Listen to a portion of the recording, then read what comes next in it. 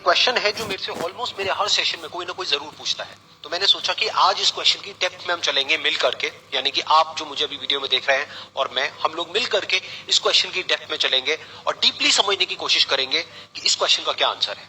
वो क्वेश्चन है कि हमेशा मोटिवेटेड कैसे रहे। तो इससे पहले कि इस क्वेश्चन की हम डेप्थ में चले, मैं आपको बताना चाहूंगा एक ऐसी स्टडी के बारे में जो बहुत ही इंटरेस्टिंग है। वो हुई थी कोलंबिया यूनिवर्सिटी में 1998 में।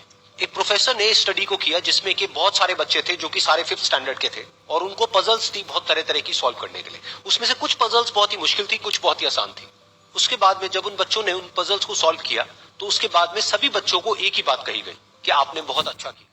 बस यहाँ पर एक छोटा सा फर्क था। आधे बच्चों को उन्होंने कहा कि आपने इतना एक्स्ट्राऑर्डिनरी इसलिए परफॉर्म किया क्योंकि आप बहुत ही ज्यादा इंटेलिजेंट हो, और बाकी के जो आधे बच्चे थे उनको कहा गया कि आपने जो इतना एक्स्ट्राऑर्डिनरी परफॉर्म किया उसकी वजह थी आपका हार्ड वर्क। फिर उसके बाद में दोबारा से इन सब बच्चों को कुछ पजल्स दी गई सॉल्व करने के लिए, जिसमें से कुछ बहुत ही आसान थी और कुछ बहुत ही मुश्किल थी। अब यहां पर कुछ बहुत इंटरेस्टिंग निकल करके आया जो किसी ने एक्सपेक्ट भी नहीं किया था। वो बच्चे जिनको कहा गया था कि आप बहुत इंटेलिजेंट हो, बहुत स्मार्ट हो, उनको जब वो पजल्स मिली तो उन्होंने क्या किया, जो मुश्किल पजल्स थी उसको छोड़ दिया, आसान पजल्स के ऊपर काम करना शुरू किया, और उसमें भी कुछ देर बाद ही वो बच्चे बोर हो गए। दूसरी तरफ से वो बच्चे जिनको कहा गया था कि आपने इतना एक्स्ट्राऑर्डिनरी परफॉर्म इसलिए किया क्योंकि आपने हार्डवर्क किया, उन्होंने सिर्फ आसान पजल्स को अटेम्प्ट नहीं किया बल्कि मुश्किल से मुश्किल पजल्स को भी अटेम्प्ट किया और सॉल्व किया। फिर उसके बाद में जब ये पूरी स्टडी कंप्लीट हुई तो उन बच्चों से पूछा गया कि किसको ज्यादा मजा आया इसको करने में। तो वो बच्चे जिनको कहा गया था कि आप बहुत इंटेलिजेंट हो, उनको मजा नहीं आया, यानी कि वो मोटिवेटेड नहीं थे। और वो बच्चे जिनको कहा गया था कि जो भी आपने किया वो अपने हार्डवर्क की वजह से किया, उन्होंने ना सिर्फ अच्छा परफॉर्म किया बल्कि वो एंड तक मोटिवेटेड भी थे और उनको मजा भी आया। अब ये स्टडी जिसके बारे में मैंने अभी आप लोगों को बताया, ये इतनी इंटरेस्टिंग इसलिए है क्योंकि ये जिस तरीके से हम सोचते हैं हमारे थॉट पैटर्न को चैलेंज करती है। हम क्या सोचते हैं कि अगर हम पेरेंट्स हैं या हम टीचर्स हैं और अपने बच्चों को हम बोलेंगे कि आप बहुत इंटेलिजेंट हो, आप बहुत स्मार्ट हो, तो वो अच्छा परफॉर्म करेंगे।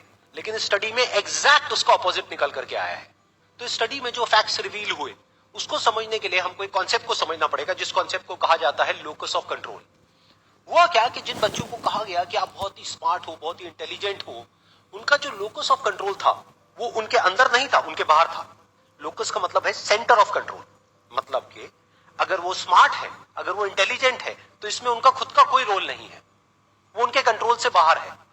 दूसरी तरफ से जिन बच्चों को कहा गया कि जो भी आपने अचीव किया वो अपने हार्डवर्क की वजह से अचीव किया, उनका जो लोकस ऑफ कंट्रोल था वो उनके अंदर था, यानी कि हार्डवर्क पूरी तरह से उनके खुद के हाथ में था कि अब उनके ऊपर है कि वो कितना हार्डवर्क करते हैं। और ये सिर्फ इस स्टडी में निकल करके नहीं आया है, इस तरह की और भी बहुत सारी स्टडीज हुई हैं, बहुत सारी रिसर्चेस हुई है जहां पर एग्जैक्ट यही चीज निकल करके आई है कि अगर हम खुद को हमेशा मोटिवेटेड रखना चाहते हैं तो उसका सिर्फ एक तरीका है कि जो कंट्रोल है वो पूरी तरह से हमारे अपने हाथ में होना चाहिए। तो अब समझने की कोशिश करते हैं कि ऐसा क्या होता है कि जो कंट्रोल है वो हमारे हाथ से चला जाता है, और ऐसा क्या होता है जब कंट्रोल हमारे हाथ में आ जाता है। जब भी हम एक्सटर्नल फैक्टर्स की बात करते हैं कि मैं ये नहीं कर पा रहा इस वजह से, उस वजह से, उस वजह से, जो कि मेरे कंट्रोल से बाहर है, तो हमारे हाथ से कंट्रोल चला जाता है। लेकिन जब हम बात करते हैं कि हम एग्जैक्टली क्या कर सकते हैं, जब हम अपनी कैपेबिलिटीज के बारे में बात करते हैं, तब कंट्रोल पूरी तरह से हमारे हाथ में आ जाता है। जब हमारा फोकस उन रीजंस पे नहीं होता है जिनकी वजह से हम वो नहीं कर सकते जो हम करना चाहते हैं, बल्कि उस जगह पर होता है कि जिस वजह से हम वो कर सकते हैं जो हम करना चाहते हैं, तब हम अंदर से मोटिवेटेड होते हैं।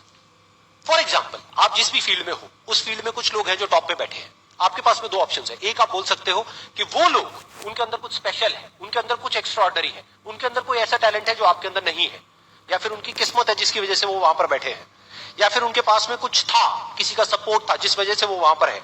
अगर इसमें से ऐसा आपने कुछ भी बोला तो आप फंस गए। अब आप मोटिवेटेड नहीं रह सकते उस काम को करने के लिए जो आप काम कर रहे हो, क्योंकि अब कंट्रोल आपके हाथ से बाहर है। क्योंकि अब अगर आपके पास में वो है ही नहीं जो उनके पास में है, तो अब आप वो कैसे बन सकते हो जो कि वो बन चुके हैं। लेकिन अगर आप ये बोलते हो कि जिस भी फील्ड में आप हो, उस फील्ड में जो भी टॉप पे बैठे हैं वो वहां पर है अपने हार्डवर्क की वजह से, अपने स्मार्ट वर्क की वजह से, या जो कुछ भी उन्होंने किया, जो कुछ भी उन्होंने सीखा उसकी वजह से, तो अगर वो कर सकते हैं तो मैं भी कर सकता हूं। उन्होंने भी मेरी ही तरह एक ना एक दिन कहीं ना कहीं से शुरुआत करी थी, जहां से कि आज मैं शुरुआत कर रहा हूं। तो मुझ में और उनमें अगर कोई फर्क है तो वो सिर्फ एक है, वो है टाइम का, कि आने वाले 10 साल बाद या 20 साल बाद मैं भी उन्हीं की जगह पर हो सकता हूं या उनसे भी आगे हो सकता हूं जहां पर आज वो है।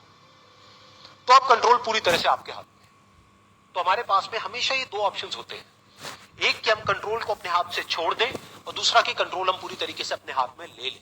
एक के कंट्रोल हमारा बाहर हो, एक है कंट्रोल हमारा अंदर हो। तो इस बात को हमेशा याद रखें कि आपका कंट्रोल कहीं बाहर नहीं होना चाहिए, आपके अपने ही अंदर होना चाहिए। Wish you all the very best. Thank you so much.